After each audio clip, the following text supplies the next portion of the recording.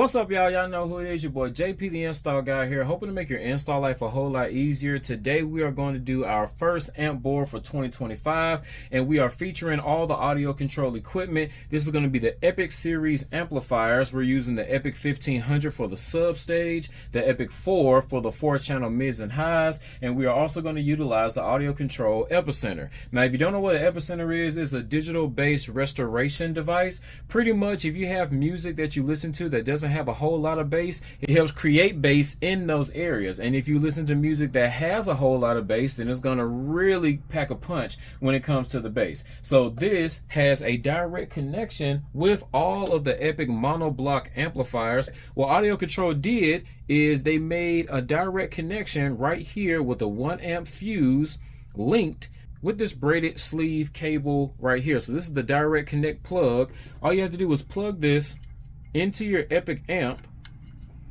and it cleans up what we used to do back in the day. So it usually has a 3-pin prong that's inside the Epic amp. Inside the Epicenter. We're going to take that out and replace it with that. Thing about this is that it is exceptionally long, and they do that just to make sure that you're going to be able to, fit it anywhere. But for me, I think what I'm going to end up doing is cutting this off, shortening it up.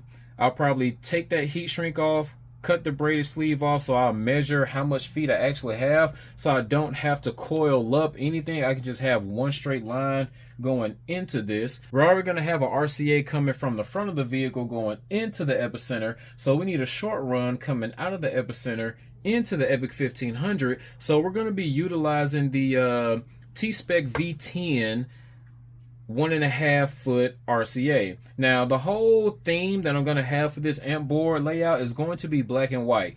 The amplifiers are black with white writing, so we're going to use as many white and black accessories as possible. So with this being 1.5 feet, it gives me enough space to where I can plug this in here, plug that right there, and then whatever bends that I want with it, I can just kind of bring this down, bring that forward, or do whatever I need to. 4-channel amplifier, we're going to use RCAs coming in as well. So I'm thinking about maybe coming down here and doing something like this. Thinking about doing is having my power and my ground come down this way and then meet up with this power and ground from the sub amp, and then have all 4 of those coming down this way, going into our SMD fuse block and our 3-point distribution block. So with this one, like I said, we're keeping the theme all black and white. So now we have our white base with a high gloss black trim, SMD logo with the clear acrylic top for our protection, and it has the copper lugs instead of the aluminum, because I felt like that copper was gonna pop a whole lot better. Y'all check that out. Like that's just sexy. That's nice. Well, we're going to use a 3-point distribution for the ground. Now, if you guys seen before, they have the 2-spot, which is the UB2, and they have the 4-spot, which is the UB4. This right here is the UB3. So keeping it in the same line round with the black and white theme, more like a stormtrooper type situation, white, high gloss black with the copper. So now we have the plan. I want to go ahead and actually mount the amplifiers and all the equipment to the board. So as of right now, I'm just putting 2 screws in each just to keep everything level, and I'm not going all the way through because if I don't like something, I need to be able to take it out. Also, we're going to be trying something new when it comes down to mounting the wires to the board, which is why I'm not actually using the texture side right now. I've been seeing stuff on social media with people using these zip tie mounts, and I was thinking there's a whole nother way to do an amp board that I never thought about before. The zip tie mount has a hole in the middle, so if you want, you can drill a screw right through the middle, or you can peel the paper off the back and just use the 3M double-sided stick tape. So I actually have some 1-inch zip tie mounts here for the bigger wire, and we have some 1/2-inch zip tie mounts here for the smaller wire. We're going to try this out. This is going to be my first time doing it like this.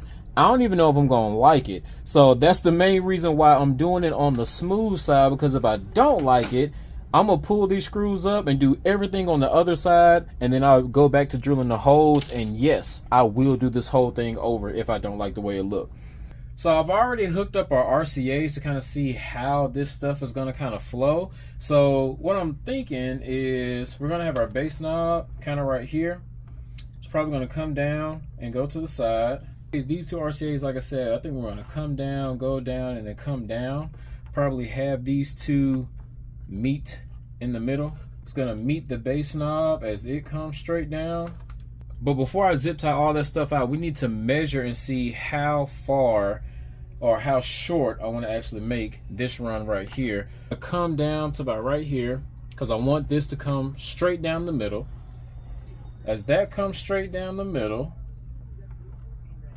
I want to have a right angle, like a 90-degree bend right there, going straight inside. Good thing about this is that we have a plug, the one that actually came with it. I can kind of measure. I think I'm gonna cut that right there.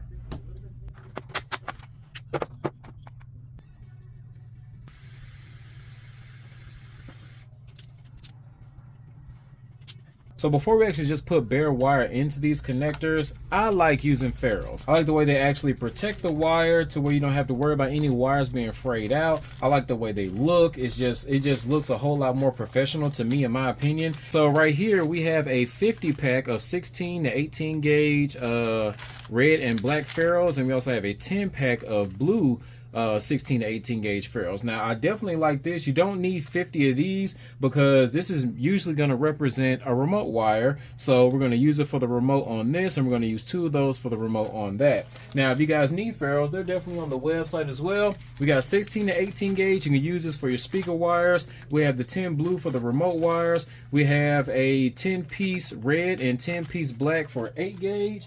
We also have 4 gauge, and we have 0 gauge or 1/0, whatever you want to call it. Now that we got that direct link shortened up, we want to crimp all the ferrules, reinsert them inside the 3-pin plug, and put that right back into the Epicenter. So since I'm comfortable with this RCA layout, I want to go ahead and mount these wires to the board. We're going to take some of those 1-inch zip tie mounts, mount them up under the RCAs, zip tie those in place, and then flush cut all the zip ties. Now for the rest of the direct link that's shown by itself going into the Epic 1500, we want to use the 1/2-inch zip tie mounts because we can use the smaller zip tie mount for the smaller wire. So now that we're done with the signal wires, we can move on to dressing up all of the speaker wires. We're going to start by using the 12 gauge OFC wire for the sub amp, crimp some ferrules, and then we'll dress it up with some black and white heat shrink to differentiate between positive and negative, and then we will stick that inside the amplifier and dress it up with black Tech Flex with the black heat shrink.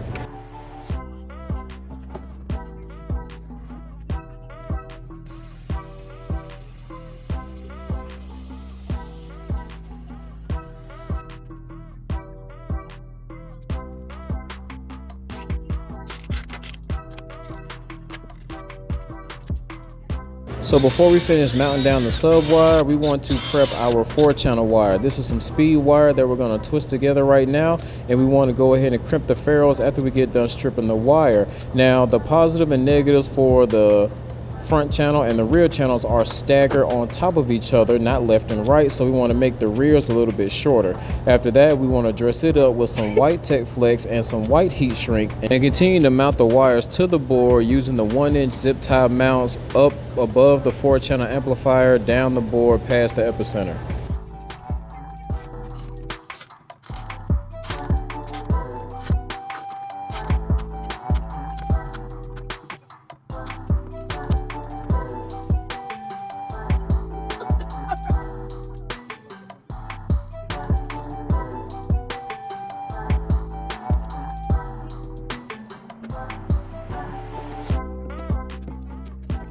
So what I went on ahead and did was run our power and ground wires to kind of get it mapped out exactly how I wanted to run. I do like it being stacked on top of each other, just going like this, and then we're going to run our remote wire straight out here and kind of run down once we get those done. So now that I know that I'm measured right up to this point, I'm probably going to cut it right about here, right before the terminal, to add some ring terminals. Of course, we're going to use our infamous iWis 0840S. This crimps 8 gauge all the way up to 4/0 wire.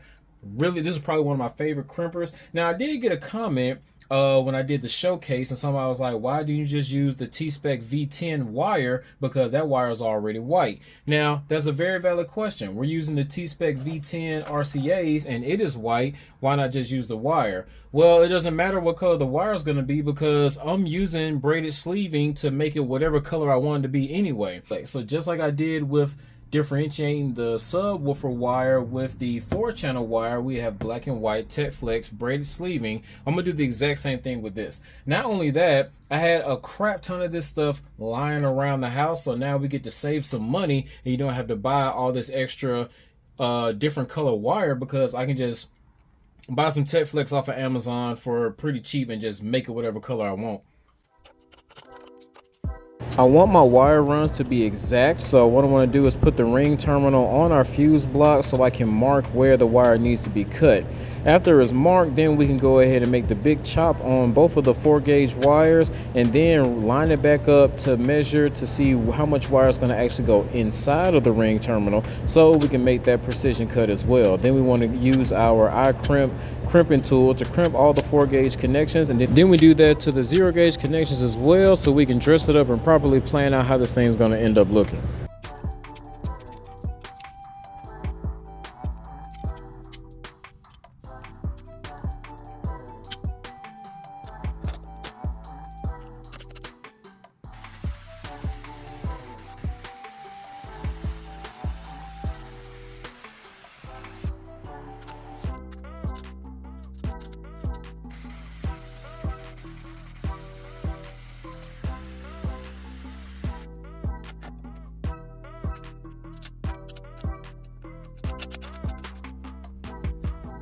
So now that I have everything absolutely cut to length, I can go ahead and take all the zip ties out and then undo all of the wires, dress them up in the appropriate dressing. We're going to use black Tech Flex and black heat shrink for the negatives, white Tech Flex and white heat shrink for the positives, and continue to run the wires exactly how they was. Now for everything going to a distribution block, we're doing ring terminals. For everything going inside of the amp, we're using the ferrule. Now we're going to go ahead and finally dress up the absolute last connection, which is going to be our remote wire.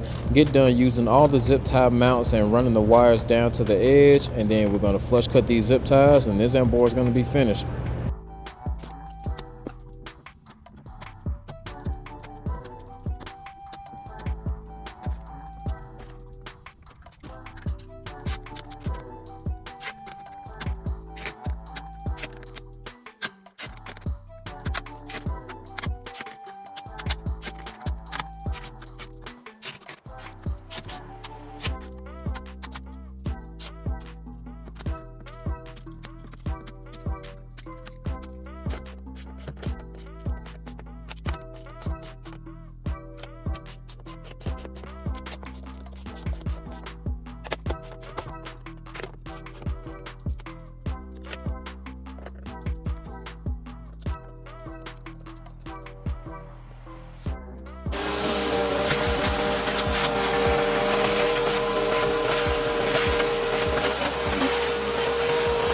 Alright y'all, that's what it looks like when it's all said and done. That is it for this amp board with the Audiocontrol Epic 4 and the Epic 1500. So now we're going to talk about some pros and cons of actually doing the amp board this way. For one, I will say that it took way less time to do this amp board, even though we had a lot going on. Regularly when we're doing the amp boards, I would have to sit here and measure out where I want my wires to go, and then I have to measure individually each inch and a half or inch and a quarter, however much space I want spaced out between the wires. I have to go and do that twice, one for each side, to make sure everything lines up perfectly.